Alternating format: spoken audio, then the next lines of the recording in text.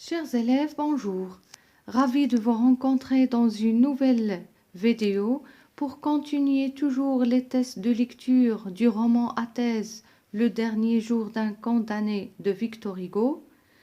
Aujourd'hui, on fera les tests de lecture des chapitres 42, 43, 44, 45, 46 et 47. Si vous êtes prêts, on commence.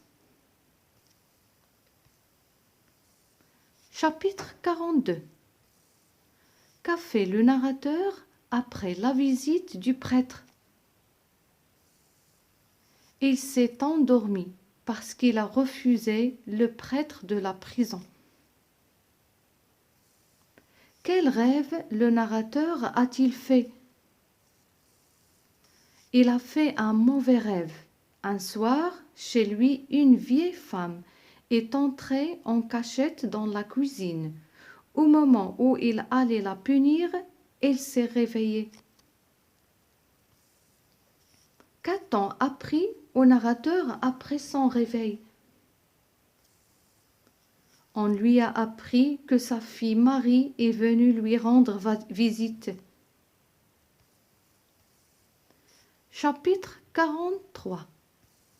Relevez le portrait de la fille du narrateur. Le portrait physique. Elle est fraîche, rose, a des grands yeux, belle. Le portrait moral. Étonnée, inquiète, elle a poussé un cri. Quelle est l'impression qui se dégage de ce portrait? Son portrait dégage une impression de désolation. Qu'a ressenti le narrateur après s'être ignoré de sa propre fille, puisque sa fille ne l'a pas reconnue?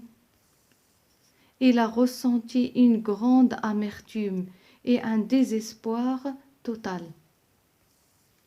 Pourquoi le narrateur a dit « Je ne tiens plus à rien ». Puisque la fille ne reconnaît pas son père, le narrateur n'a plus de raison de vivre. Le fait que Marie n'a pas reconnu son père, bien sûr, parce qu'il a changé durant son séjour en prison. Maintenant, il a une barbe, donc sa fille ne l'a pas reconnu, ce qui a rendu le narrateur encore plus désespéré et il n'a plus une raison pour vivre. Qu'est-ce qui rend cette scène si pathétique? Cette scène est hautement pathétique parce qu'elle présente une situation dramatique. Le narrateur n'est pas reconnu par sa propre fille, sa seule raison de vivre. Puis la fille qui a toute la vie devant elle se trouve privée de son père et de l'amour paternel. Chapitre 44. Comment le narrateur se prépare-t-il pour affronter la mort? Après la triste visite de sa fille, le narrateur se sent prêt pour la mort. Alors il se concentre sur l'exécution en vivant par anticipation sa mort. Combien de temps lui reste-t-il à vivre? Il lui reste 1 heure avant la mort. Chapitre 45. Quel est le temps verbal employé et pourquoi? Le temps employé est le futur simple. Son emploi est justifié par l'approche de la mort. En plus, il vit sa mort par anticipation. À quoi le peuple est-il assimilé ou bien comparé?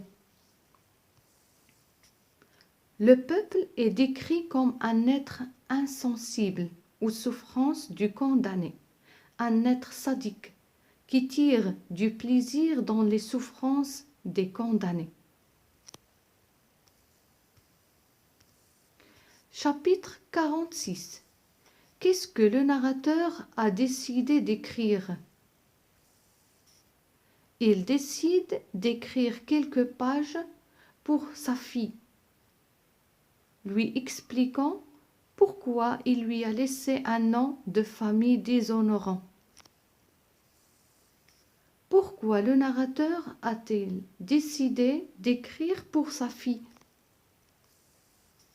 Le narrateur croit que sa fille a le droit de savoir l'histoire de son père. Chapitre 47. Pourquoi cette lettre ne figure-t-elle pas dans le roman? La lettre écrite par le condamné à mort pour sa fille Marie n'est pas présente dans ce roman. Pourquoi? Cette lettre ne figure pas dans le roman parce que le manuscrit a été égaré, il a été perdu. C'est pour cela que le chapitre 47 est seulement sous forme d'une note dans laquelle l'auteur nous dit que c'est seulement une note de l'éditeur puisqu'il n'a pas trouvé la lettre écrite par le condamné à mort pour sa fille. Donc le chapitre 47 ne fait pas partie de l'histoire. J'espère que ces tests de lecture étaient clairs. Merci pour votre attention et à bientôt.